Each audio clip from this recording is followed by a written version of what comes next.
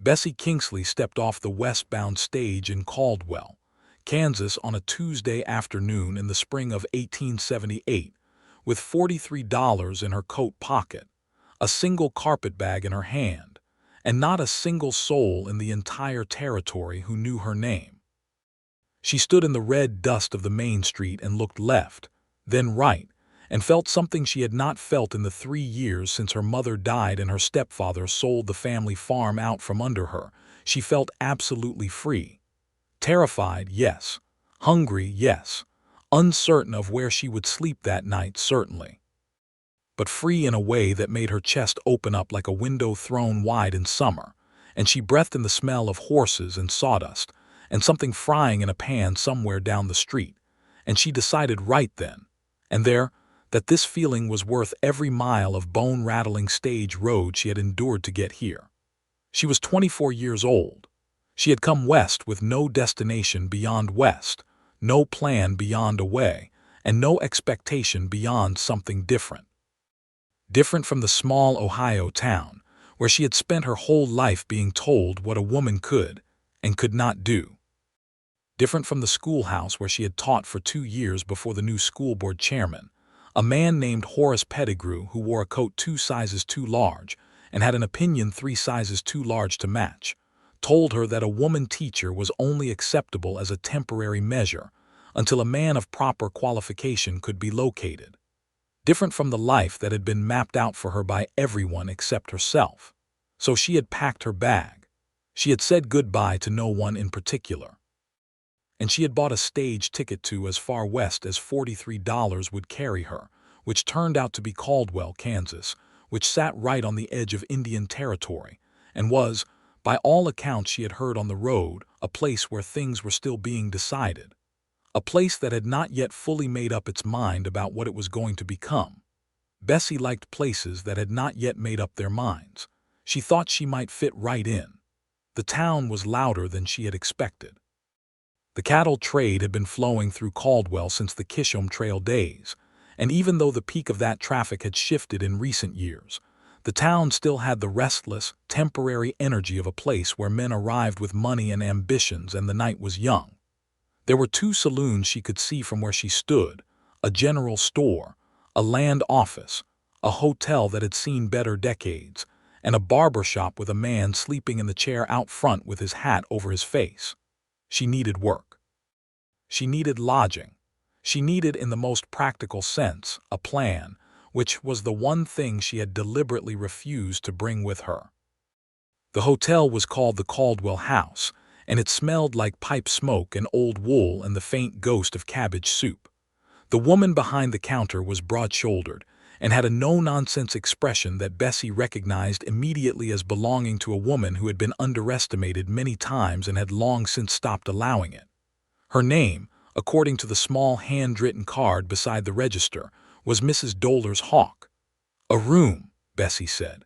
"The cheapest you have. And if there is work to be had in this town, I would be grateful to hear about it, Mrs." Hawk looked her up and down in the frank way that women in hard-worked places looked at each other, measuring not appearance but capability. "Schoolteacher," she guessed.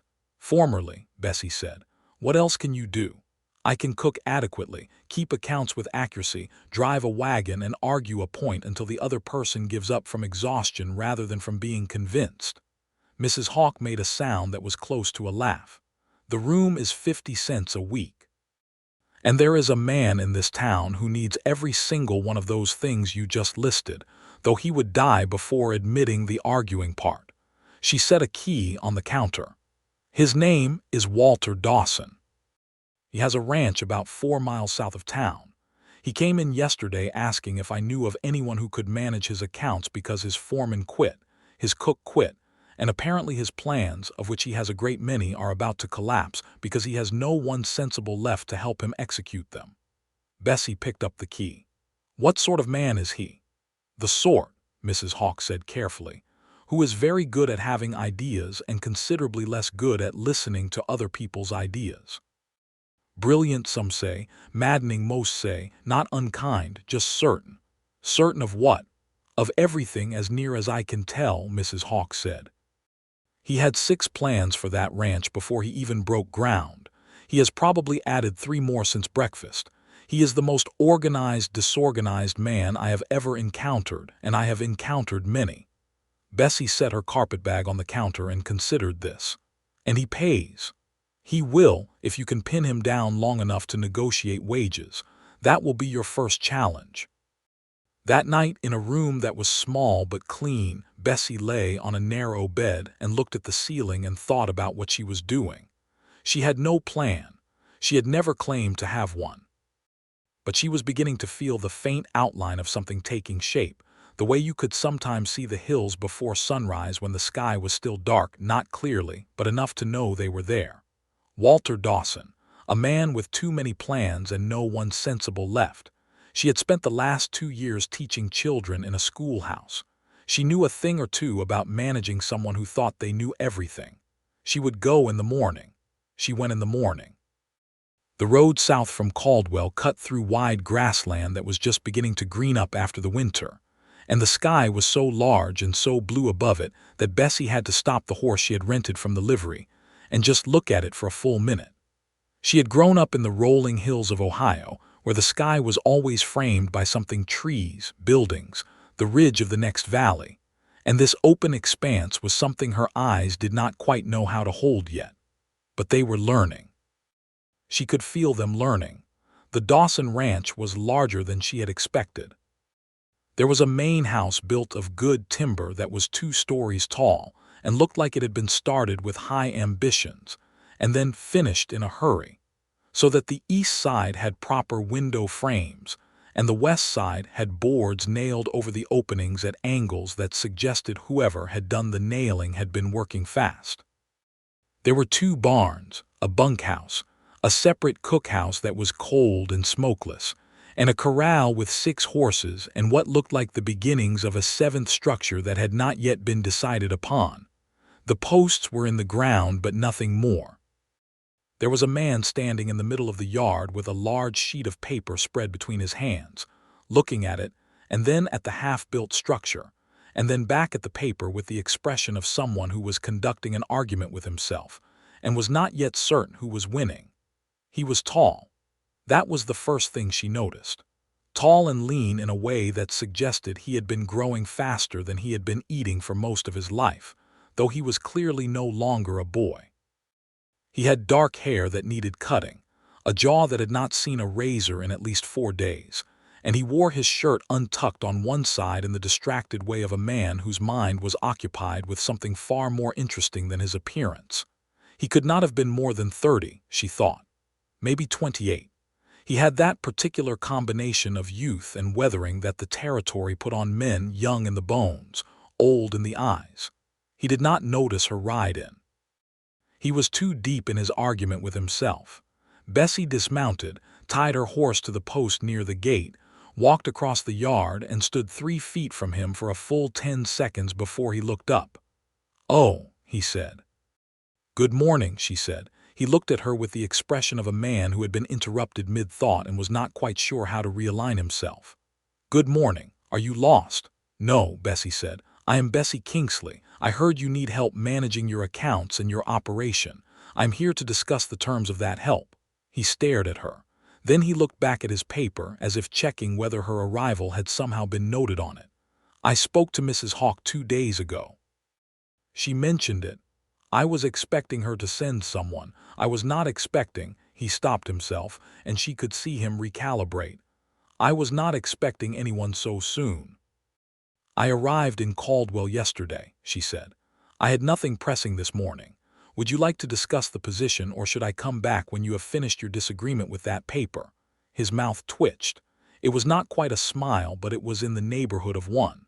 "I am not disagreeing with it. I am reassessing the original design of the feed storage structure based on new calculations regarding the projected herd size by October." "And what does the original design say?" 12 feet by 30, he said. "And your new calculations, 15 by 40 minimum." Bessie looked at the posts already in the ground.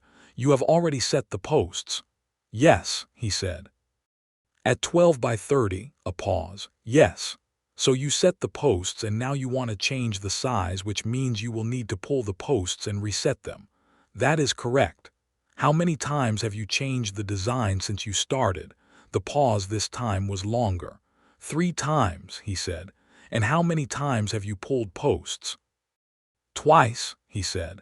And now there was something in his voice that was between frustration and sheepishness, which she found immediately interesting, because most men she had met were capable of one or the other but rarely both at the same time. Mr. Dawson, she said, I believe we should talk inside if you have coffee, and you can tell me everything you are trying to build here, and I will tell you what I think, and then we will negotiate wages. And then perhaps by this afternoon you can stop moving posts and start building something that stays where it is put. He looked at her for a long moment. He had gray eyes, she noticed. The kind of gray that was not flat but layered, like storm clouds stacked on each other. And she had the sudden, inexplicable feeling that looking into them was like looking at weather coming from a long way off. You could not be certain what it was going to do when it arrived, but you knew it was going to be significant. I have coffee, he said. The inside of the house was a study in the organized chaos of a man who thought in systems but had no one to help him maintain them. There were papers everywhere, on the table, on the windowsills, stacked beside the fireplace. But they were not merely scattered. Each stack had a coherent internal logic that Bessie could see at a glance, even if the overall effect was overwhelming. Maps of the territory, cattle counts, projected breeding cycles, planting schedules for the kitchen garden, a hand-drawn diagram of a windmill, a letter from a cattle buyer in Wichita, a letter from a seed supplier in St. Louis, a sketch of a new style of saddle that Walter had apparently designed himself. You made all of these, she asked, picking up the saddle sketch. I had ideas, he said, setting the coffee pot on the stove with the practiced movement of a man who had been living alone for long enough that the small domestic actions had become precise. Ideas are easy. Difficult part is execution. What happened to your foreman? She asked. He left, Walter said, keeping his back to her. Why? A silence that told her more than he intended. He said I changed the plans too often. And your cook? She said I changed the menu too often. Bessie sat down at the table, moving a stack of papers carefully to one side. Mr. Dawson, how many men do you currently have working here? He turned and set 2 cups of coffee on the table and sat across from her. Up close, she could see that he was tired in a bone-deep way. Not the tiredness of one bad night, but the accumulated tiredness of a man who had been carrying something large by himself for too long. 3 ranch hands, he said.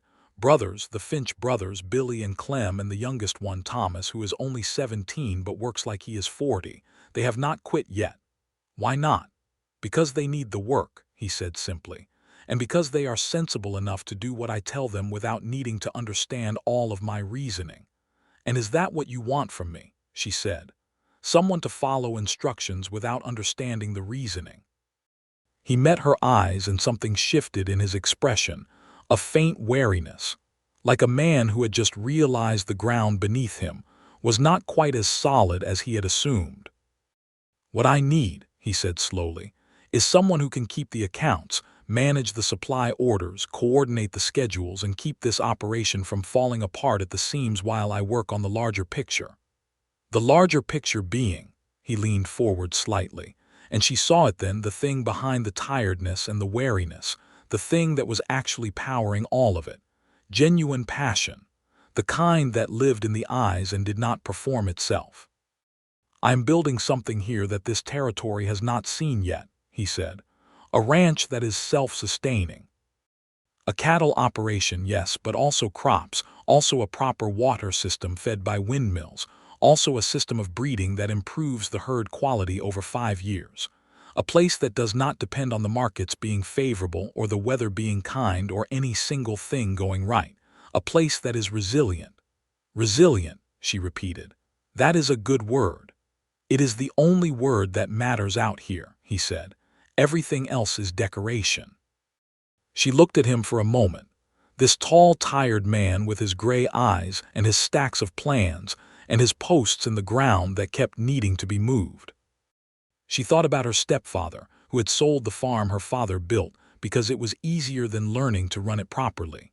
She thought about Horace Pettigrew, who had replaced her at the schoolhouse with a man who she had heard from a friend could barely spell the word arithmetic.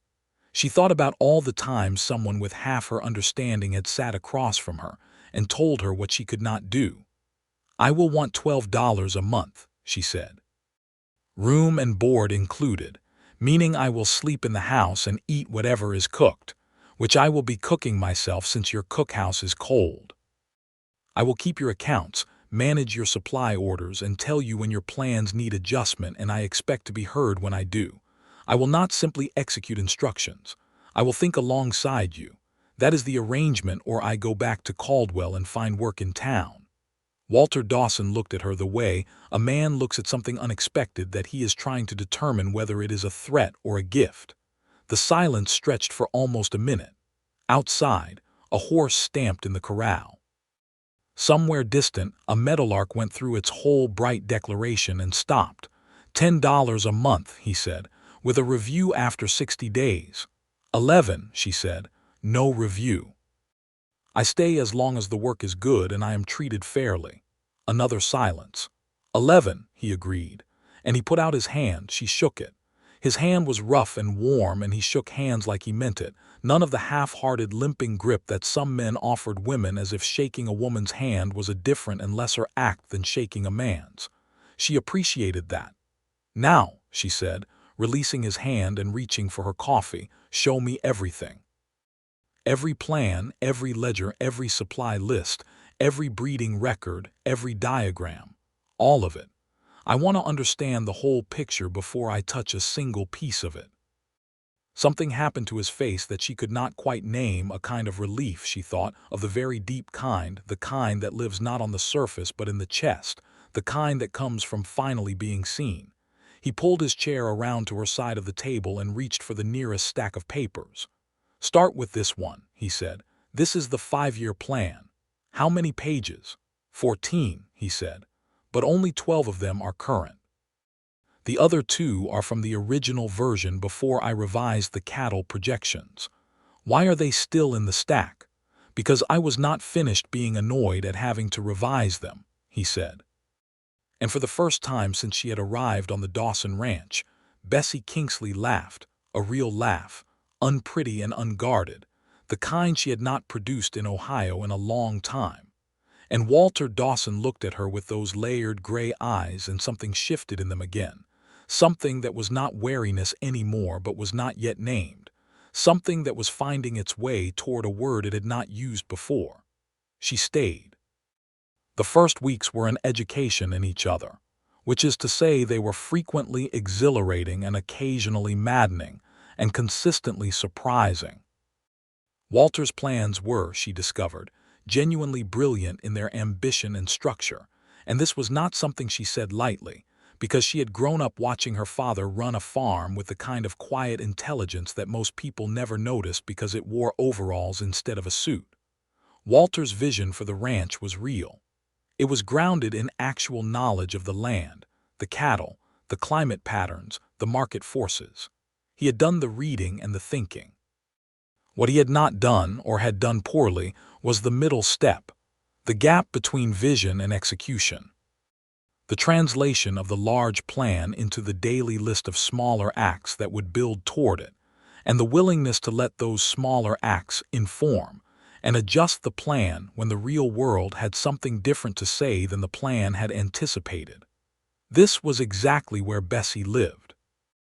On her 3rd day, she sat down with the supply ledgers and found that Walter had been overordering wire and underordering feed, because his projections for the herd size assumed a growth rate that the actual breeding records did not support. She came to him where he was working with the Finch brothers on repairing a section of fence and told him. He stopped what he was doing and looked at her and said, "Are you certain?"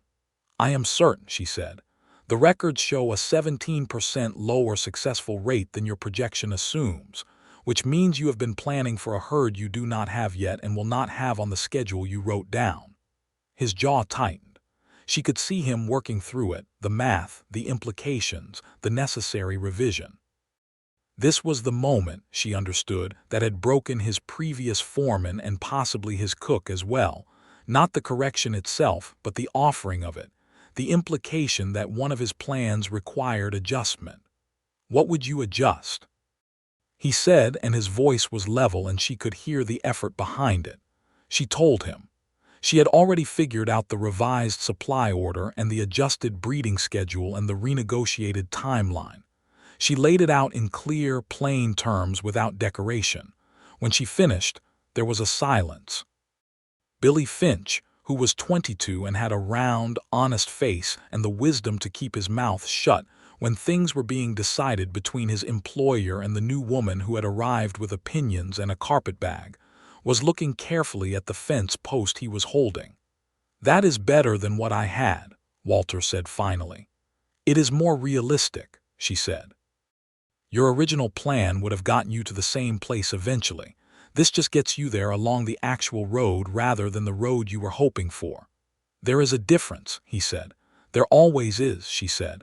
"And in this country, the difference between the road you are hoping for and the road you are actually on can get you killed." He looked at her for a long moment. "Where did you learn to think like this?" "From watching people who did not," she said simply, and turned back toward the house. She heard Billy Finch make a small sound behind her that was probably a suppressed laugh. She did not look back. The days fell into a rhythm.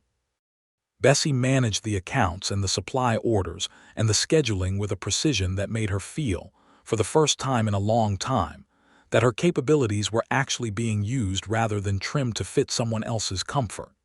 She revised 2 of Walter's plans and suggested modifications to a third, and he argued with her about all 3 revisions at length. But when the arguments were finished, he adopted the changes and the operations improved. She started a kitchen garden. She made a supply deal with a merchant in Caldwell that saved them nearly $3 a month. She taught young Thomas Finch, who was bright and eager, to keep a basic tally of the cattle when they were moved between pastures, which freed Walter from one of the tasks he had been doing himself, and which Thomas clearly took great pride in. And in the evenings, when the work was finished and the Finch brothers had retired to the bunkhouse, and the ranch was quiet under the enormous Kansas sky, Bessie and Walter sat at the kitchen table or on the porch and talked. This was the part she had not anticipated. She had anticipated the work. She had anticipated managing a difficult man with too many ideas. She had not anticipated that he would be, once the papers and plans were set aside, genuinely interesting to talk to. That he had read widely for a man who lived in the middle of the territory, Darwin, Emerson, a dog-eared copy of a geological survey of the Great Plains that he could quote from memory. That he had opinions about things beyond cattle and land, and that those opinions were not simply performances of certainty, but actual thoughts that shifted when presented with new information. That he listened, not immediately, not without resistance, but in the end, genuinely, and she had not anticipated that he would be funny.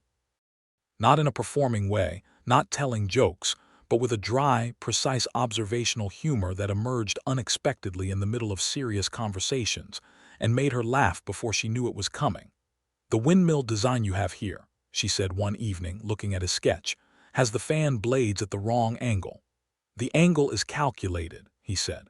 "Calculated incorrectly," she said. "The prevailing wind from the south comes at approximately 20 degrees from horizontal in this valley. You have the blades set for a flat approach. You would get maybe 40% of available force." He took the sketch from her and looked at it. "How do you know about windmill aerodynamics?" "My father built one when I was 12, she said. "The first one did not work. He spent 2 weeks figuring out why. I sat with him through the whole process. He liked to talk through things out loud, and he did not mind that his audience was a 12-year-old girl who asked too many questions." Walter was quiet for a moment. "He sounds like a good man." "He was," she said. "He died when I was 18. Pneumonia, the winter after the bad storm of '71. "I am sorry," he said, and it was the kind of simple, unhurried sorry that held real weight, not the kind people offered because they did not know what else to say. "So am I," she said. "He would have liked it out here." He liked places that were still being figured out. "Is that why you came?" Walter asked. "Because it is still being figured out." She looked out at the darkening landscape, the long grass moving in the evening wind, the first stars appearing above the southern horizon. "I came because I had no plan," she said. "And everything I had at home was other people's plans for me, which all came to approximately the same thing. Stay small. Stay quiet. Be useful in the way you are permitted to be useful and invisible in the way you are required to be invisible." She paused. "I decided I would rather be lost out here than carefully managed back there."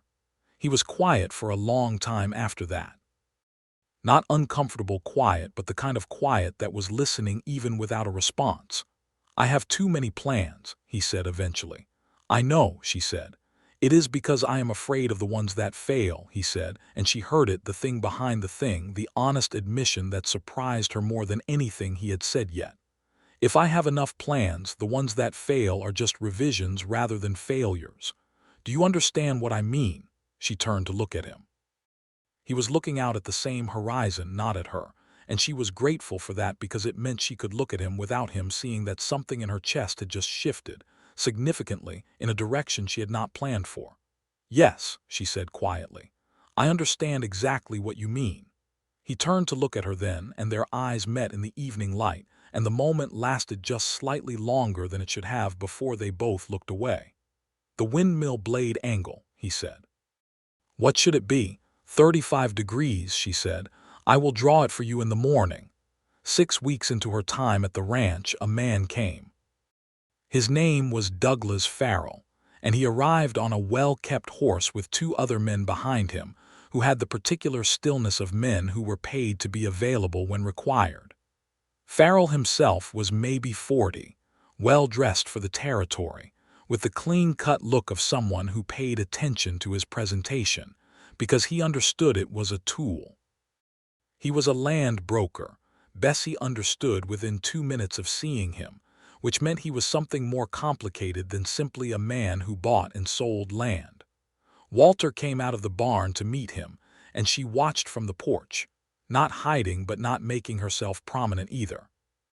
She was learning the rhythms of who came to the ranch and why, and she had already learned that the best place to understand a situation was from a step outside it. Farrell got down from his horse and shook Walter's hand with the big, broad-gestured enthusiasm of a man who wanted to seem like a partner when he was actually a buyer. "Walter Dawson," he said, "I have heard a great deal about what you are doing out here." "Have you?" Walter said. His voice was neutral in a way that told Bessie he already did not entirely trust this man. "Word travels in this territory," Farrell said. "A man building a self-sustaining operation, water system, breeding program people notice.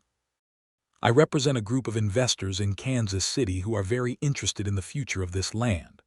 "My land is not for sale," Walter said. "No, no," Farrell said, with a laugh that was a little too comfortable. "Not for sale, partnership. That is a different conversation. My clients are interested in a partnership arrangement that would provide capital for acceleration, more cattle, faster development, shared profit over 5 years. Walter folded his arms. "And shared ownership." "A partial arrangement," Farrell said smoothly. 51-49, with the controlling interest remaining with you, of course. Bessie watched Walter's face and saw him working through it. She could see the appeal of it to him, the acceleration, the resource, the ability to execute the larger plan faster. She could also see what he was not calculating. Farrell's version of a controlling interest versus Farrell's client's version of a controlling interest were almost certainly not the same thing. She came down off the porch. Walter glanced at her and she saw the question in his look. She answered it with a very small nod. "This is Bessie Kingsley," Walter said. "She manages operations here." Farrell looked at her with the assessment of a man who had encountered women in business contexts before and had a well-worn response to it, which was cordiality with a thin edge of condescension so finely applied it could be denied if named. "Miss Kingsley," he said pleasantly, "a capable woman in a responsible position. That is to be admired." "Thank you," she said, with a smile that did not reach her eyes. "Mr. Farrell, when you say 51, 49 with the controlling interest remaining with Mr. Dawson. I wonder if you could clarify the exact language in your proposal regarding decision-making rights. Because 51% ownership and decision-making authority are not always the same thing in a partnership agreement, particularly when the minority partner has the right to block capital expenditures. Farrell looked at her with a slightly different expression now. The cordiality was still there, but the condescension had shifted into something more careful. The exact language would be in the formal proposal, he said. Of course, she said pleasantly. When the formal proposal arrives, I will review it before Mr. Dawson signs anything. That is standard practice. Certainly, Farrell said. He stayed for coffee and made his pitch at greater length, and it was skillful, and Bessie could see how it would have worked on Walter without her there. Not because Walter was foolish, but because Walter's deep desire to accelerate his vision was a lever, and Farrell knew how to find levers. But every time Farrell pushed at that lever, Bessie asked a question that required specificity, and by the end of the hour Farrell had made 4 commitments about the proposal's language that he had clearly not intended to make when he arrived. When Farrell and his men left, Walter stood watching the dust settle on the road and was quiet for a moment. I was going to say yes, he said. I know, she said. He would have taken the ranch inside 2 years, Walter said. Probably 18 months, she said. The capital expenditure blocking clause is a standard mechanism. Once you are dependent on the capital flow, one blocked expenditure creates debt, and debt converts minority ownership into effective control faster than the calendar suggests. He turned to look at her with an expression she had not seen on him before. Not the questioning look, not the arguing look, not even the reluctant concession look. This was something unguarded and direct, and it took her a moment to name it. Gratitude. Real gratitude without armor. How did you know all of that? He said. My stepfather, she said. He did not lose the farm by accident. He lost it through a partnership arrangement with a man very like Farrell. I watched the whole thing happen from the moment the papers were signed. She looked at the road where the dust was settling. I swore when I was 19, watching my father's farm change hands, that I would understand contracts well enough that no one would ever do that to me or to anyone I worked for. He was still looking at her. The sunlight was direct and warm, and he was standing close enough that she could see the individual lines at the corners of his eyes, the ones that came from squinting in bright weather and from, she suspected, all those late nights with his papers and his plans. Bessie, he said. Yes. He seemed to be working up to something and then thought better of it and said only, thank you. You are welcome, she said. And she went back inside to the accounts and did not let herself look back at him, because she was already aware that looking at Walter Dawson for too long was becoming a complicated act. Farrell's formal proposal arrived 3 weeks later by post from Kansas City. Bessie read it 3 times, noted 14 specific clauses that were either misleading or outright contrary to the verbal commitments Farrell had made, wrote a detailed letter of response in Walter's name that laid out each discrepancy with supporting argument, and sent it back. They never heard from Farrell again.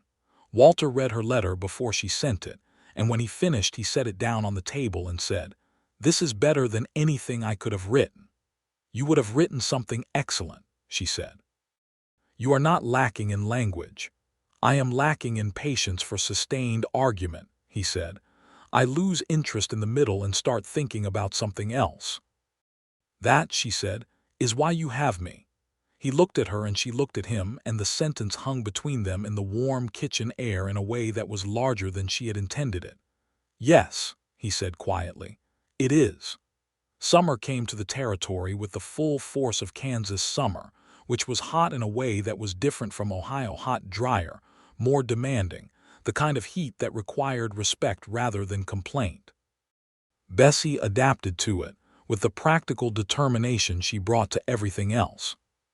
She wore lighter clothing and tied her hair up and stopped drinking coffee in the afternoons and started drinking the cool water from the cistern, which was excellent because Walter had, predictably, planned the cistern with tremendous care, and it was positioned perfectly under the shade of the largest cottonwood so the water stayed cold. The ranch was growing. The adjusted breeding schedule was producing results: 2 healthy calves in June, 3 more expected in August. The windmill was rebuilt at the corrected blade angle and was drawing water beautifully from the underground source Walter had located with the help of a geological survey he had commissioned from a man in Wichita who knew about such things.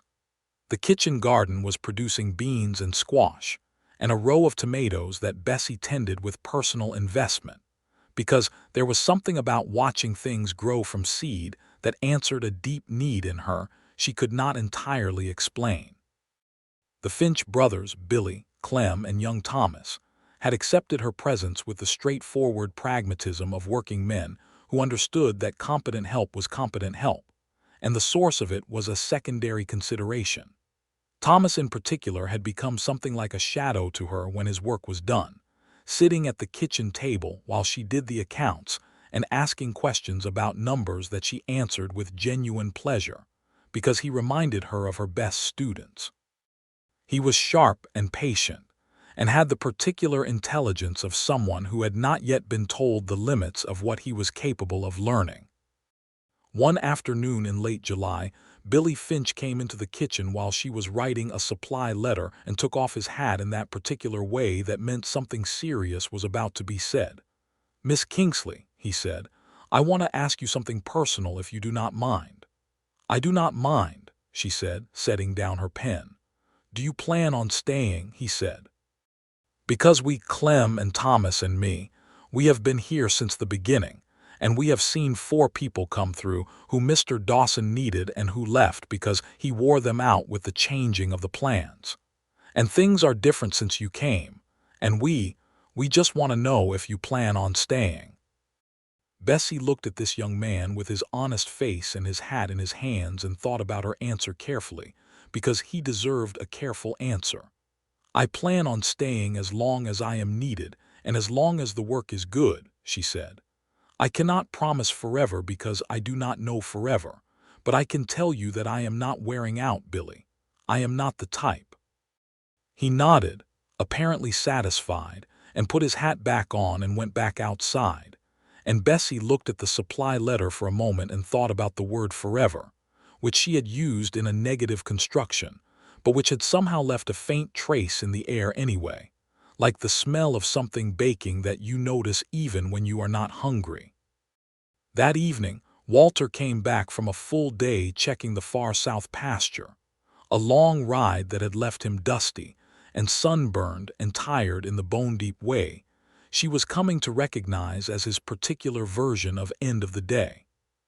He sat on the porch step, and she brought him water without being asked, because she had noticed his pattern by now and knew that water was the first thing and coffee was the second and quiet was the third.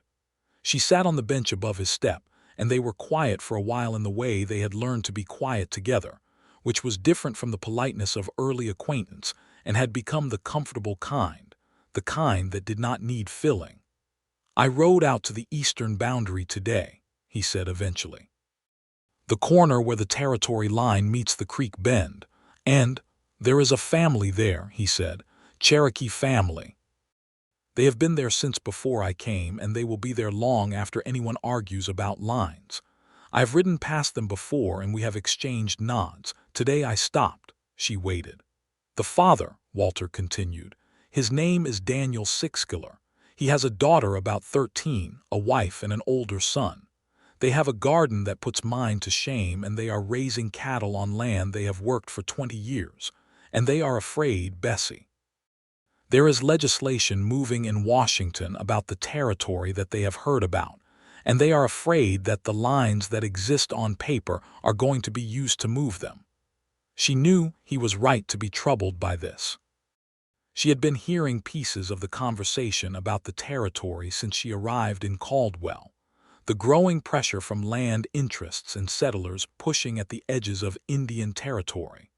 The governmental mechanisms that were being quietly assembled to justify what the land brokers like Farrell had been preparing for. The injustice of it was not abstract to her. She had watched her own family's land taken by contract, which was a lesser version of the same mechanism, and she could multiply her own experience by every family like the Sixkillers and feel the weight of it. "What did you say to him?" she asked.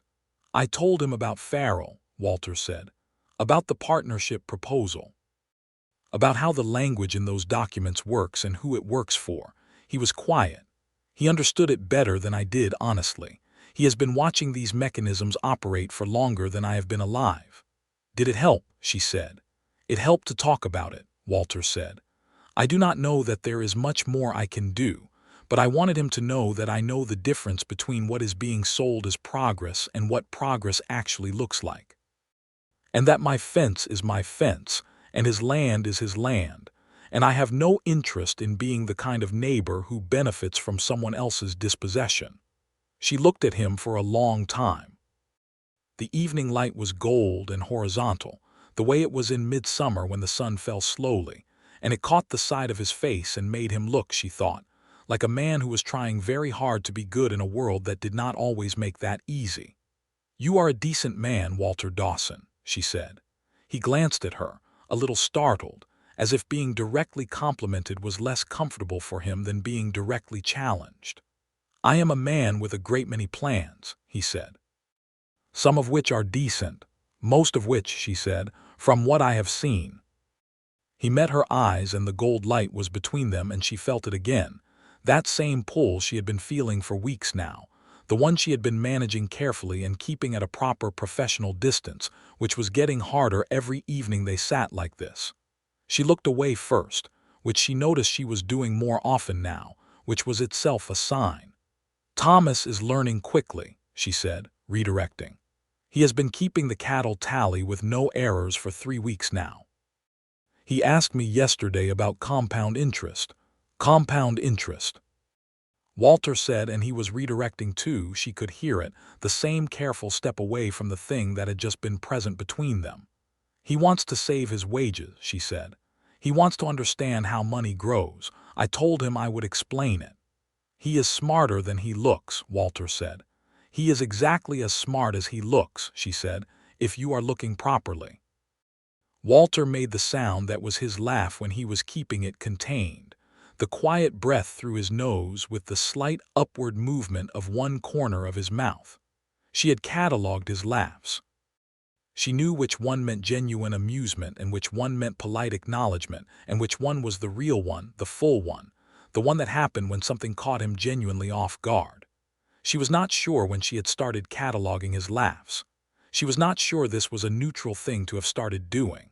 In August, a dry storm came through, all lightning and wind and no rain, which was a particular cruelty of the Kansas summer.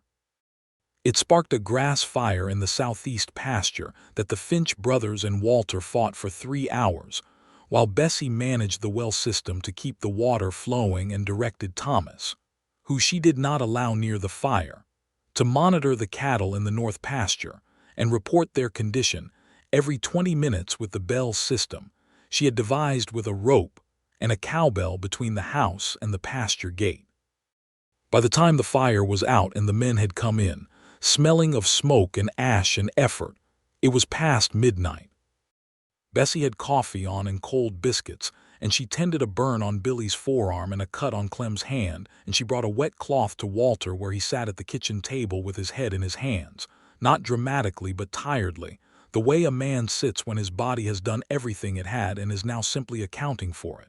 He took the cloth without looking up and held it to the back of his neck. "The southeast section," he said. "How bad?" 40 acres, she said. "I could see it from the roof. I went up with the lantern to mark the boundary as it moved. The fence line held. The cattle are all accounted for. Thomas did his job exactly right." He looked up at that. "The fence line held." "It held," she said.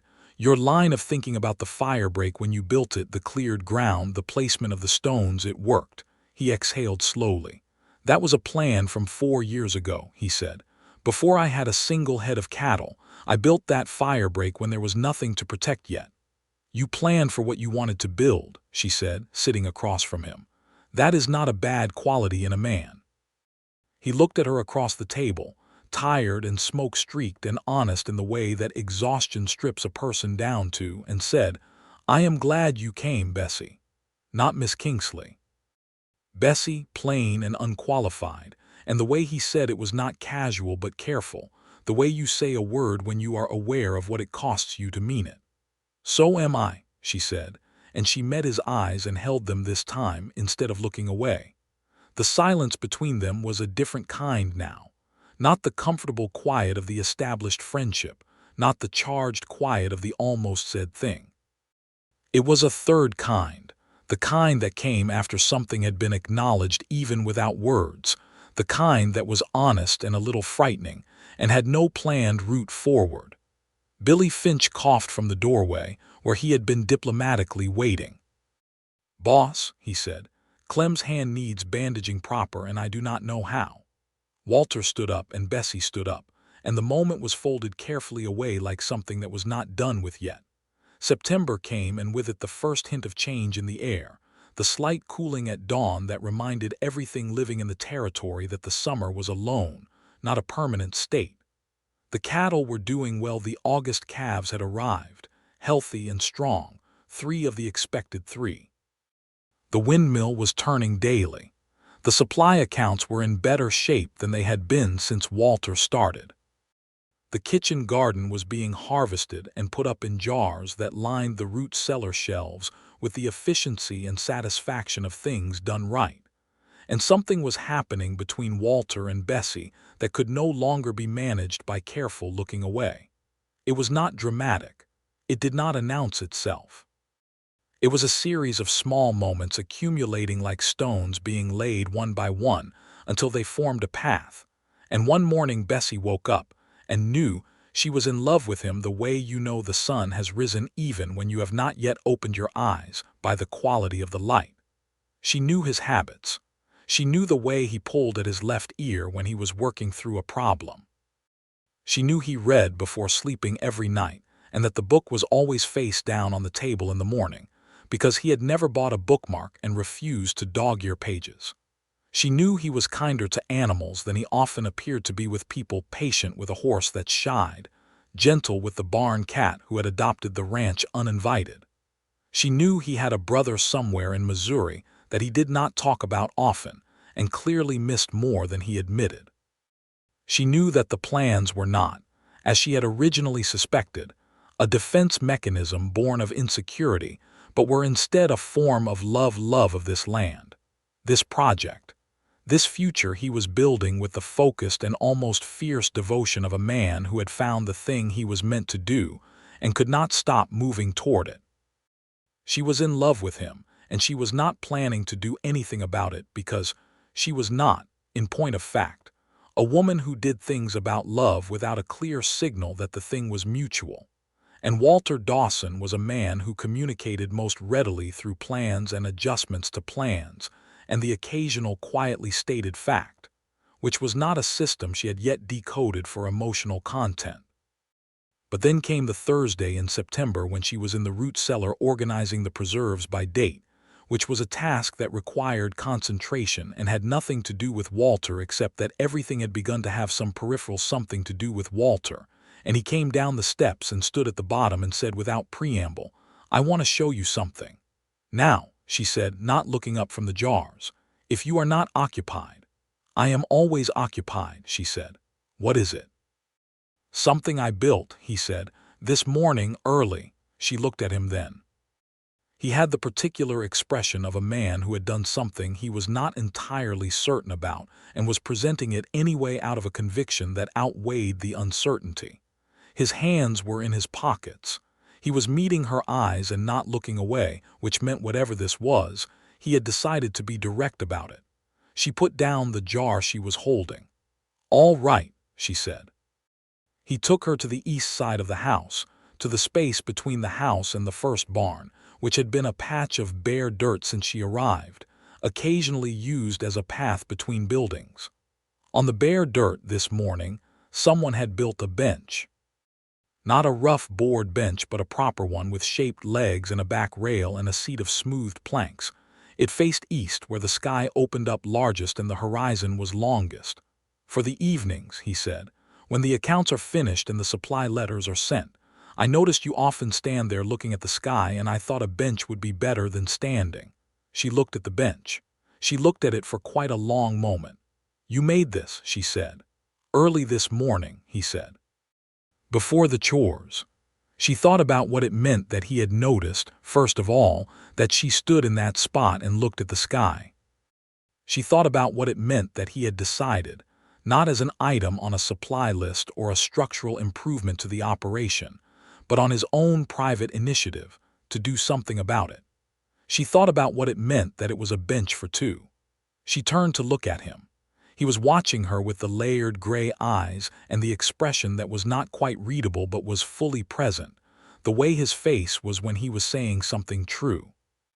"I do not have a plan for this," he said, and his voice was quieter than usual. "I want you to know that. I always have a plan, but I do not have one for you, for what this is. I have noticed that I do not want to plan it. That I would rather let it be what it actually is rather than what I have decided it should be. And that is not something I have experienced before." Bessie Kingsley, who had come west without a plan and had been arguing with a man who had too many of them for 4 months and had fallen in love with him somewhere in between, looked at this tall, tired, brilliant, maddening, decent man and felt something settle in her the way the right word settles into a sentence, not forced, not arranged, simply right. "Walter," she said. "Yes." "Stop talking," she said, "and sit on the bench." He sat. She sat beside him. The horizon was enormous and blue, and the grass was moving in the September wind, and it was mid-morning, and there were things to be done, and she did not care about any of them. Not right now. Not for this particular minute that was something outside the schedule and the plans and all the accumulated practicality of her whole practical life. She reached over and took his hand, which was on his knee, and his fingers closed around hers without any of the hesitation or calculation that characterized every other thing he did, just the immediate and complete closing, the way a hand closes around something it has been reaching for. "I have no plan for you either," she said. He exhaled long and slow, as if releasing something he had been holding. "Good," he said, and then more quietly, "Good." They sat there on the bench for longer than they should have, by all practical reckoning, and the morning moved around them and the ranch went on with its business, and neither of them said anything further for a while, because nothing needed to be said, and the silence was the third kind again, the honest, slightly frightening, freely chosen kind. The coming weeks had a different quality. Not dramatically different on the surface. The accounts still needed keeping. The cattle still needed tending. The supply letters still went to Caldwell on Thursday. And Walter still had too many plans, including 2 new ones for a second windmill, and a modification to the east barn roof that Bessie had already noted would require adjustment, but had decided to let him present fully before she said so. But underneath the surface, something had changed in the way that the quality of light changes when the season turns imperceptibly, daily, until you stand in October and realize you are in a completely different world than you were in June. He brought her wildflowers one afternoon, not with ceremony but set on the kitchen table while she was out. No note, which she found more touching than a note would have been because it was purely practical in its gesture. He had seen them and thought of her and brought them, and that was the whole complete action with no narration attached. She taught him her windmill angle calculations in detail, sitting at the table with paper and pencil, and he listened with the focused, unself-conscious attention he gave to things that genuinely interested him. And when she finished, he said, "You should write this down properly. Not just for the windmill. Your whole system for adjusting plans against actual conditions. It is a methodology and someone should have it written." "Someone should," she said. "Who?" "You," he said. "Obviously you." She looked at him. "You are telling me to write a methodology document."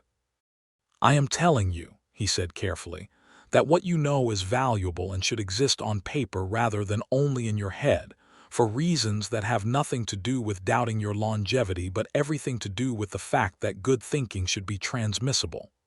"That," she said, is possibly the most romantic thing anyone has ever said to me." He blinked. Then the corner of his mouth moved. "I will try to lower the standard next time." "Please do not," she said. In October, Walter's brother James came. He arrived unannounced on a Thursday, which Bessie learned later was characteristic of him. James Dawson was 2 years younger than Walter, which put him at approximately 26, and he was like Walter in the structure of his face, but different in everything else: easier, louder, less dense. The kind of man who moved through the world with a genial confidence that came from having never doubted his welcome. He was not unpleasant. He was, in fact, quite charming. But Bessie noticed within the first hour that he had come for a reason he had not stated.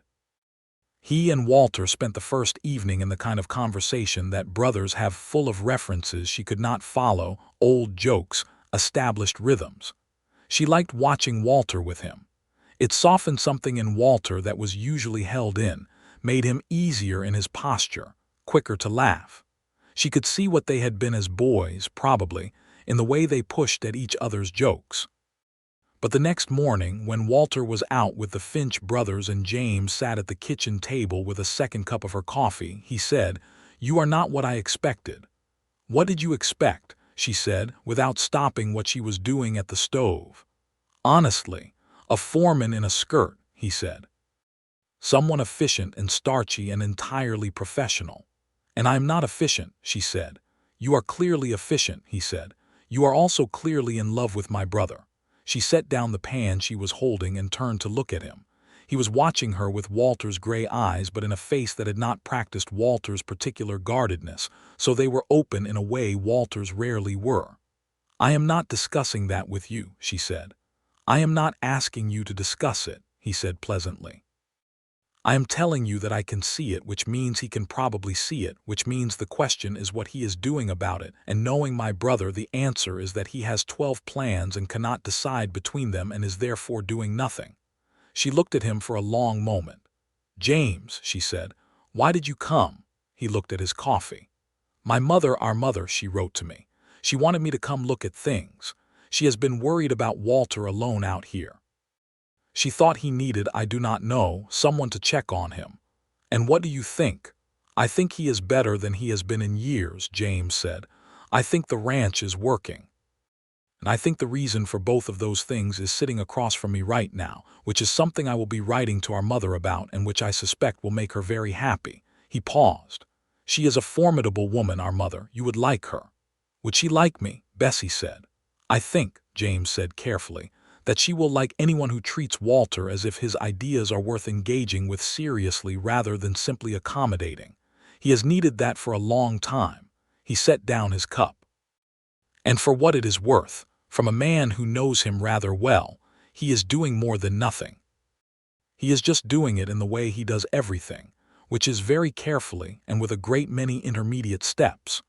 Bessie said nothing to this, but she thought about it for the rest of the day. James stayed 4 days. On the last evening, he played cards with the Finch brothers and lost money to Billy with cheerful equanimity and told stories about the Missouri countryside that made Thomas laugh until he had to wipe his eyes. And before he left the next morning, he shook Walter's hand and then unexpectedly hugged him, which Walter accepted with the slight stiffness of a man who had been surprised into it, and then with his whole arms, which Bessie saw from the porch and did not pretend she had not seen. When James rode out, Walter came up on the porch and stood beside her. "He liked you," he said. "I liked him," she said. "He is different from you." "He is easier," Walter said. "You are not hard," she said. "You are just layered," he looked at her, "layered." "Like your eyes," she said, and then heard what she had said and felt the warmth rise to her face, which was information she had not intended to give him. He did not look away. "You have been looking at my eyes," he said, and there was something so carefully neutral in his voice, so deliberately not the thing it was reaching toward, that she decided, in the way she had decided to come west with no plan, to simply say the true thing. "Walter," she said, "I am in love with you. I am not planning to do anything dramatic about it, and I am not asking you to respond in kind if it is not true for you. But I am tired of not having said it, because I am a direct person and the indirection was becoming a burden. The silence was short this time. 2 seconds. 3. He turned to face her fully and took both her hands in both of his and looked at her with the layered gray eyes and the honest face of a man who had just received exactly the information he had been hoping for and had not quite believed was possible. "It is true for me," he said. "It has been true for me since approximately the second week of May when you laughed for the first time in my kitchen, and it was the most unexpected and genuine sound I had ever heard. And I put it in no plan at all, but it has been in everything since." She looked at him. "Since May," she said. "That is 5 months of plans with no action. I have been building up to it," he said. "You built the bench," she said. "That was part of the building up," he said. "Walter," she said, "this is the only time I will ever say this. You are allowed to skip the planning stage." He brought her hands up between them and looked at them and then at her and said, "Bessie Kingsley, will you marry me? No plan, no schedule. No intermediate steps." She looked at him on the porch of the ranch that was becoming what it had been dreamed as, in the October light, in the territory that was still being figured out. Beside the bench he had built her facing the horizon she had fallen in love with before she had fallen in love with him, and felt the full settled weight of a decision that was not a decision at all but a recognition. "Yes," she said. "Obviously yes." He kissed her then, unhurried and certain, his hands holding hers and then moving to her face, and she leaned into it because there was nothing to calculate or manage or adjust. Just this, just him, just the simple and enormous truth of it. From the barn, they both heard a sound that was unmistakably the sound of 3 men pretending extremely hard that they were not watching. Bessie pulled back first and looked toward the barn and saw Billy Finch's hat hastily disappearing around the doorframe and heard an exaggerated cough that could only have been Thomas. "How long have they been watching?" she asked. "Since at least the part about May," Walter said, and he was smiling now, the real smile, the full one, the one that transformed his whole face into something younger and lighter and completely unguarded. "They are going to be insufferable," she said. "They absolutely are," he agreed and kept smiling. They were married in November in Caldwell, at the small Methodist church that served the town and the surrounding ranches. Mrs. Hawk from the hotel came, wearing her good dress and the expression of a woman who was pleased that something she had set in motion had gone exactly right. The Finch brothers came, all 3 of them in clean shirts, and Thomas had slicked his hair down in a way that made him look younger rather than older, which Bessie thought was entirely proper. Walter's mother, Margaret Dawson, came from Missouri, a journey of 3 days by stage, and she was exactly as James had promised, formidable, warm, with Walter's eyes and a sharp intelligence that she wore openly, which Bessie found immediately comfortable. Margaret Dawson embraced her new daughter-in-law with a directness that matched Bessie's own. "James wrote to me," she said. "He said you were not a foreman in a skirt." "He told me he wrote that," Bessie said. "He also said you were the best thing that had happened to this ranch and to my son in the same breath," Margaret said. "He was not wrong about the first part. I can already see he was not wrong about the second." The ceremony itself was short and plain, the way things were in the territory where the minister had 3 other communities to serve, and the congregation was working people with the afternoon's task still ahead. Walter said his vows in his plain, direct way, without embellishment and without faltering, looking at her with the full attention he gave to things that were real to him. Bessie said hers and meant every word down to the grammatical structure. Billy Finch cried. Not dramatically, just 2 steady tears that he dealt with by looking at the ceiling and then the floor and then the ceiling again. Clem appeared not to notice anything at all. Thomas looked as if someone had given him a gift he was not sure he deserved to witness. Mrs. Hawk clapped when it was done with the vigor of a woman who had been waiting for this, and was deeply satisfied. There was a wedding supper at the hotel with a roast that Mrs. Hawk produced with the accomplishment of someone who took pride in celebrations, an apple cake from a recipe that Bessie's mother had taught her, and that she had made from memory in the Caldwell house kitchen that morning. Margaret Dawson ate 2 pieces and asked for the recipe, and it was given, and Bessie knew in the easy way. The exchange happened that this woman was going to be someone she would love. That night, riding back to the ranch in the wagon with Walter at her side, and the Kansas sky spread above them with more stars than any Ohio sky had ever offered her, Bessie felt the particular quality of happiness that comes not from things going according to plan but from things having revealed themselves to be better than you knew to plan for. "You are quiet," Walter said. "I am thinking," she said. "About what?" "About the fact that I came here with $43 and no plan," she said, "and it turned out to be the best decision I ever made." "The no plan was the plan," he said. "Do not turn my unplanning into a plan retroactively," she said. "That is very much a thing you would do." He laughed, the real one, the full one, and she leaned her head against his shoulder in the wagon and watched the stars and was grateful for every mile of the stage road that had brought her to this particular red-dusted town in this particular wide territory, and to this particular man who had too many plans and had needed her particular kind of thinking, and who had turned out, once you got past the papers and the posts and the revisions, to have more room in him for the unplanned things than either of them had fully expected. The first winter as man and wife was cold and close and good. The ranch house, which had always been a little too large for one person, was exactly the right size for two. Bessie rearranged the kitchen to her preferences, and Walter rearranged it again to his the following Thursday, and they had a brisk argument about it that ended with a compromise arrangement that was better than either of their individual positions, which they both noted privately with satisfaction. She kept the accounts and Walter kept making plans, and she kept adjusting the plans, and together the ranch moved through the winter with more efficiency than it had managed in any previous season. The cattle were in better condition than Walter had projected. The feed calculations that Bessie had revised upward in September had paid off, and the herd was healthy and strong going into the cold months. The windmill was operating.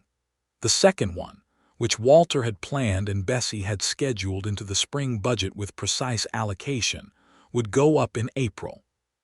Thomas Finch was learning to read properly. Bessie had discovered in December that he had been getting by on partial literacy and significant memory, which was impressive as a coping strategy, but not sufficient as a foundation for the mathematical work she was trying to teach him. She started teaching him formally, 3 evenings a week at the kitchen table, and Walter sat with them sometimes, reading his geological survey or his Emerson, and the evenings had the quality of something domestic and particular, something that was made of the specific people in it and would not have been the same with anyone else. In March, Bessie told Walter she was expecting a child. She told him in the kitchen in the morning, in the same plain way she told him most things. He was standing with his coffee and she said, "I believe we will need to adjust some of the schedule considerations for July onward." He looked at her. "Adjust them for what reason?" "Because," she said, "we are expecting a child in July and I intend to be involved in the birth rather than the supply scheduling." He set down his coffee cup and looked at her, and she watched something move across his face that she had seen only once before on the porch in October, when she had told him she loved him. The same quality, the same deep unlocking. He came around the table and pulled her into his arms with a suddenness that was entirely unlike his usual measured approach to physical affection, and she felt the press of his chin against the top of her head and the long breath he took. "July," he said. "July," she confirmed. "I want you to know I have already accounted for the cattle schedule adjustments and it will require only minor modification." He pulled back to look at her. "You have already made the schedule adjustments." "This morning," she said, "before I told you." "Of course you did," he said, and he kissed her forehead and her cheek and then her mouth, and she held his shirt front in her fists and thought that whatever came next, she was ready for it and she was not afraid. Spring broke over the territory with its usual sudden intensity, as if the land had been holding its breath through the winter, and finally released it all at once into green and wind, and the enormous moving sky. The second windmill went up in April. The installation was Bessie's project from budget to structure, and it worked perfectly on the first day, the blades turning at precisely the angle she had specified, drawing water from the deep source Walter had identified in his geological research. And she stood below it with her hands shading her eyes and felt the particular satisfaction of the thing conceived, planned, argued over, and executed. 35 degrees, Walter said beside her, his voice warm with something that was not quite teasing and not quite proud but in the comfortable territory between them. 35 degrees, she agreed. The baby came in late July, when the Kansas heat was at its most serious, and the cottonwood leaves turned silver in the afternoon wind. Margaret Dawson had come from Missouri a week early, which was exactly the right thing to do, and she assisted the midwife from Caldwell, a capable woman named Mrs. Pearl Aldridge who had been at more Kansas births than she could count, and who had the steady hands and dry humor of someone who had seen everything twice. The labor was long but not complicated. Walter spent it in the kitchen with the Finch brothers, all four of them pretending to play cards without any of them actually concentrating on the cards. When Mrs. Aldridge came to the kitchen doorway and said, "You have a son, Mr. Dawson, and your wife is well." The entire table went quiet for one full second before Billy knocked over his water glass, and Thomas stood up so fast his chair tipped, and Walter walked to the doorway and had to put his hand on the frame for a moment before he trusted himself to continue into the hallway. The baby was named Henry, after Walter's father and Bessie's father both, which happened to be the same name, which Margaret Dawson declared to be a sign, and the two midwives declared to be coincidence, and which Walter and Bessie declared to be simply correct. Henry was loud. Henry was persistent. Henry had Bessie's dark eyes and Walter's jaw, and from the first day of his life showed every sign of being a person of decisive opinion, which everyone who knew his parents found deeply appropriate. The ranch in Henry's first year continued to grow. The herd reached the number that Walter had originally projected, 2 years earlier than his schedule had anticipated, and precisely on the adjusted timeline Bessie had revised it to. The breeding program was producing cattle of notably better quality. Walter's research had been right about the bloodlines, and Bessie's supply management had ensured the resources to execute it. The second windmill had opened up the eastern pasture that had previously been too dry to use reliably, nearly doubling the effective grazing land. In December of that year, Walter received a letter from Kansas City. Not from Farrell, from a legitimate ranching cooperative that was being organized by 3 established operations in the southern part of the state who wanted to create a collective arrangement for supply purchasing, bull sharing for breeding programs, and coordinated market access that would give all the members better leverage against the buyers. They had heard about the Dawson operation and wanted to know if Walter would be interested in a founding membership.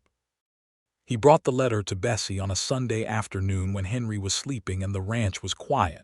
She read it carefully 3 times. "This is different from Farrell," she said. "I know it is different," he said, "but I wanted you to read it." She set it on the table between them. "The terms are transparent. The governance is cooperative, each member 1 vote regardless of size. The supply purchasing is straightforward. The bull sharing has a clear valuation system." She paused. "The market access arrangement is the most interesting part. If they can actually negotiate as a collective, the price improvement could be significant." "I thought so too," he said. "I have one question," she said. "What? Who else is in the founding group? Names, operations, their standing." "I can find out," he said. "Find out," she said, "and then we will make a decision." He looked at her across the table. This man she had been building this life with for 2 years now, and she saw the same thing she had seen since the beginning. The intelligence, the passion, the genuine character, and also the newer thing, the one that had grown alongside everything else. The way he looked at her with the specific regard of a man who knew he was being helped to be better than he would have been alone, and who valued that not as a service but as a partnership. "We," he said, and the word in his mouth had the quality of something both established and still remarkable. "We," she agreed. They joined the cooperative in February of the following year, 1880, after Bessie had investigated the 3 founding members thoroughly through correspondence and one in-person visit to the nearest of them, a decent man named Harlan Price who ran a spread 2 counties south and had the handshake and the eyes of someone who meant what he said. The cooperative arrangement proved, over the following 2 years, to be everything it had promised. The supply costs reduced meaningfully. The breeding program benefited enormously from the shared bull access. And the collective market negotiation delivered a better price per head than any of the individual members had previously been able to obtain. Bessie wrote the accounting and record-keeping standards for the cooperative, which were adopted as the standard across all 4 member ranches, and which 2 other ranches, when they joined in 1881, were required to implement as a condition of membership. It was not the methodology document that Walter had suggested she write for herself alone. It was better, because it was being used. Thomas Finch, by 1881, was reading and writing with fluency and keeping the ranch accounts with independence. He had turned 20 and had grown into the intelligence that Bessie had always seen in him, and she was genuinely proud of him in the uncomplicated way she had been proud of her best students in Ohio, which felt right. Walter gave him a raise and the title of head account keeper, and Thomas received it with the seriousness of a young man who understood what it had taken to get there and did not take it lightly. Billy Finch fell in love with a woman from Caldwell named Rose Mercer, who was a seamstress with an enormous laugh and opinions about cattle that surprised everyone including Billy, and they were married in the spring of 1881 at the same Methodist church where Walter and Bessie had been married 3 years earlier. Bessie made the cake and Walter made a speech that was precise and genuine, and made Rose laugh, and made Billy look as if he had done the best thing he had ever done, by marrying someone who laughed at the right moments. Henry grew into a determined toddler with an interest in everything mechanical, which led to a period in the summer of 1881 when he repeatedly attempted to dismantle whatever was within his reach, including one memorable morning when Bessie found him at the base of the near windmill with a wrench he had somehow acquired and a look of intense professional concentration. He had not done any damage. He had simply been observing in the way of a child who comes from 2 people who pay attention to how things work. "He is going to be an engineer," Walter said, scooping him up. "He is going to be trouble first," Bessie said. "Those are not mutually exclusive," Walter said. In 1882, Bessie was expecting again. She told Walter this time at supper directly, without the schedule adjustment framing, because she had learned that he preferred the direct version now that he had gotten over the initial instinct to contain everything within a framework. He reached across the table and took her hand and said, "Thank you," in the same quiet voice he used for things that were too large for volume. The second baby was a girl, born in the deep cold of January 1883, healthy and loud, and with an immediate and obvious opinion about being born in winter. They named her Clara after Bessie's mother, which was a decision made before the birth and that Bessie had cried about quietly one evening while Walter held her, and they sat together in the way they had learned to be together, fully present, not requiring words for the important things. Clara was, from the start, demonstrably her own person. Where Henry had his father's focused intensity, Clara had her mother's directness. She looked at the world with assessment rather than wonder and reached toward it with both hands. By the spring of 1883, the Dawson Ranch was what Walter had planned for it to be. Or rather, it was something better than what he had planned, because Bessie's adjustments and additions and contrary thinking had taken his vision and built a version of it that was resilient in the specific and practical sense he had always intended. The self-sustaining operation he had dreamed of in 1876 when he had first arrived in the territory and begun to break ground, was functioning. The cattle herd was at the number that would sustain the operation independently of any single favorable market year. The water system, fed by 2 windmills, was operating through all seasons. The breeding program had produced a generation of cattle that were visibly superior to the surrounding operations and that commanded a premium from the buyers. Walter had a new plan. He brought it to Bessie on a Tuesday evening in April, when Henry was in bed and Clara was in the cradle beside the fireplace, which was still in use in the evenings because spring cold in the territory was not to be underestimated. He had a single page, not 14 pages. 1. She raised her eyebrows at it. "I have been practicing brevity," he said. She took the page. It was a proposal for a proper schoolhouse on the ranch land, not just for Henry and Clara as they grew, but for the children of the 4 families now working the ranch full-time as it had expanded, and for the children of the neighboring homesteads who had no school within reasonable distance, including, she noticed with a specific feeling, the Sixkiller children, who Daniel Sixkiller had mentioned to Walter the previous fall were old enough for formal education now. She read it through. It was a good plan. It was, she thought, a plan that had her particular kind of thinking already built into it, the practical funding mechanism, the realistic timeline, the accommodation of multiple community needs rather than just the immediate one. "You have been learning," she said. "I have had a good teacher," he said. "The teacher is going to need to be paid," she said.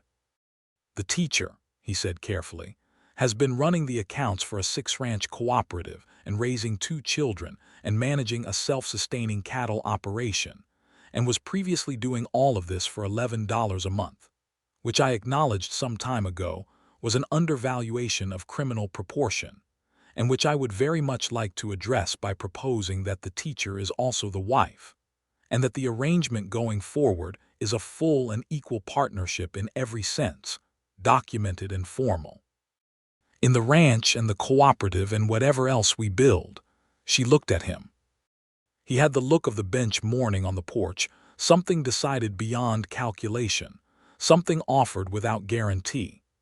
"I wrote it up," he said, and produced a second page, which was a formal partnership document in his clear handwriting that named Bessie Kingsley Dawson as equal partner in the Dawson Ranch operations and the cooperative standing, with full decision-making rights. She read it. He had learned from Farrell's document.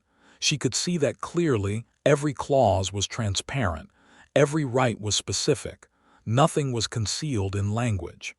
She read it twice, not because she needed to, but because he had written it and she valued his writing. "There is one clause missing," she said. "Which clause?" "The one that accounts for the probability that one of your plans will need adjustment approximately 3 times per month for the foreseeable future, and that the party of the second part reserves the right to say so plainly."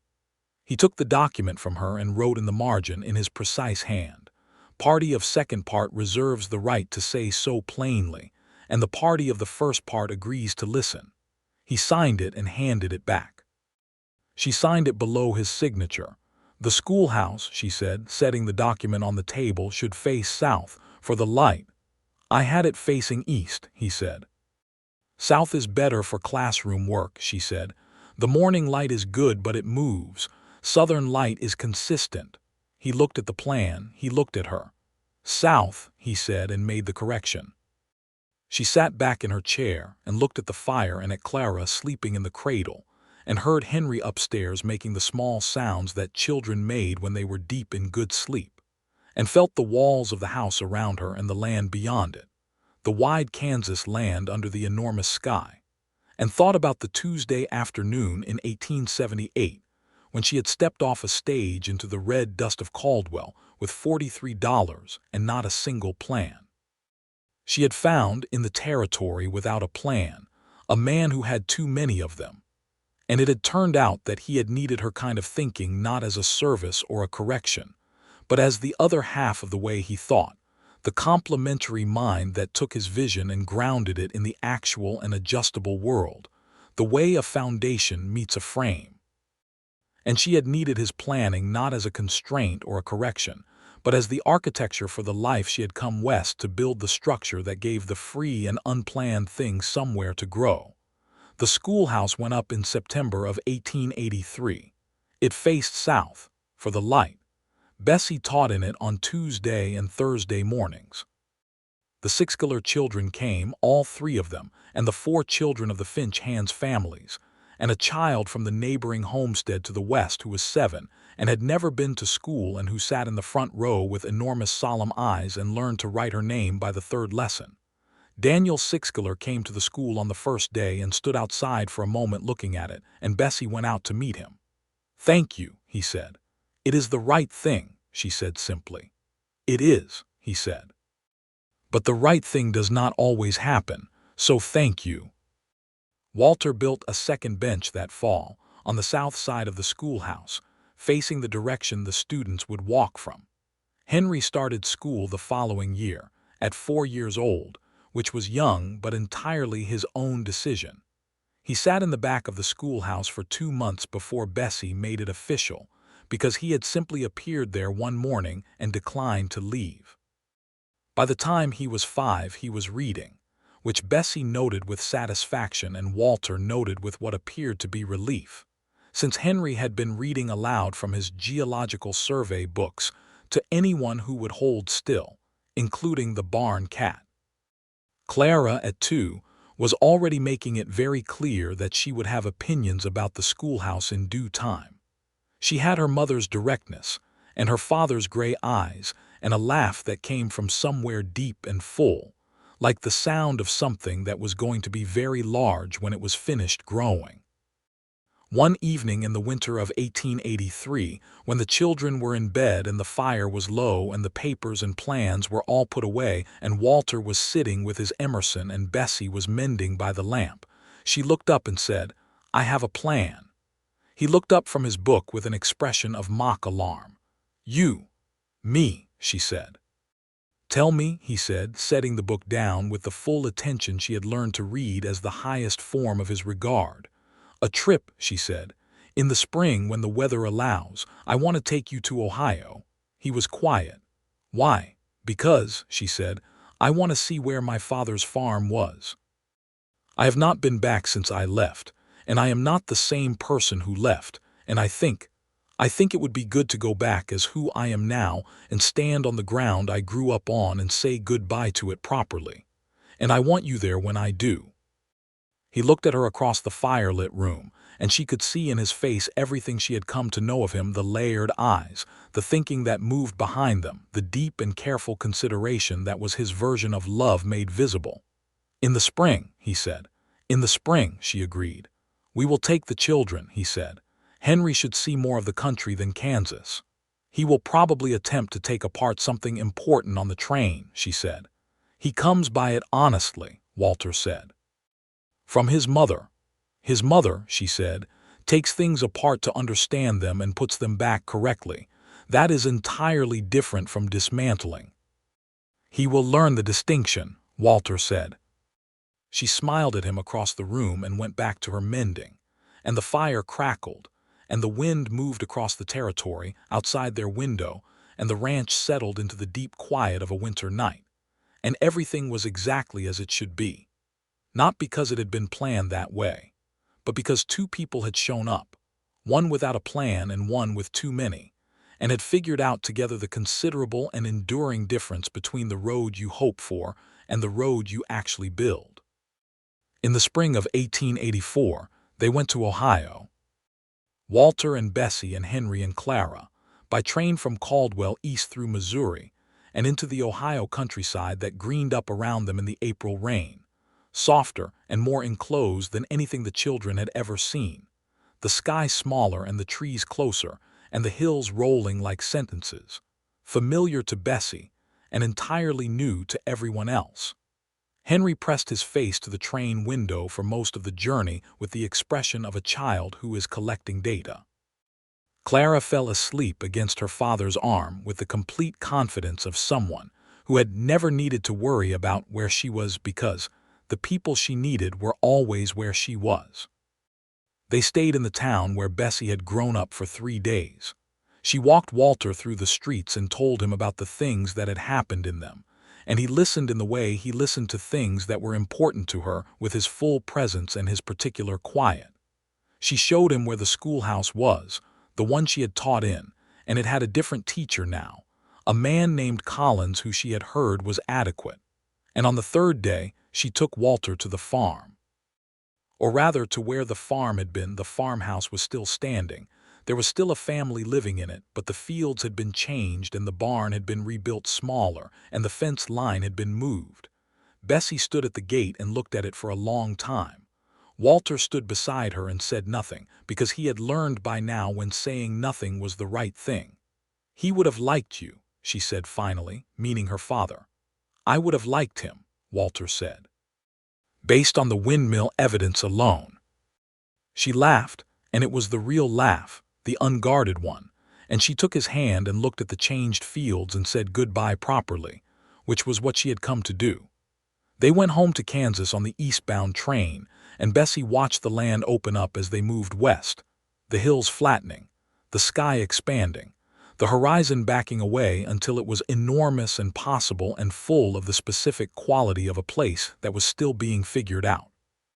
Henry fell asleep this time, finally exhausted by his systematic inspection of every mechanical aspect of the train that the conductor had permitted.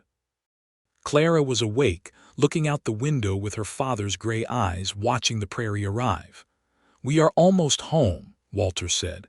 "We are home," Bessie said, watching the big sky spread itself wide above the moving world outside the glass. "We have been home for a while now." He pressed his lips to the top of her head, just briefly, just warm, and she leaned into it and closed her eyes and let the motion of the train carry them all west, back to the ranch and the cattle and the schoolhouse and the two windmills turning at 35 degrees in the reliable Kansas wind, back to the bench that faced east and the one that faced south, and all the plans, carefully revised, that were building something resilient, something real, something that belonged to both of them completely and would still be standing long after the plans that had made it were put away. She had come to the territory without a plan. She had found a man who had too many of them. And she had needed his kind of vision, and he had needed her kind of thinking. And the ranch that had come from the collision of those two things was not what either of them had separately imagined, but was, in the way that the best things always are, better than both.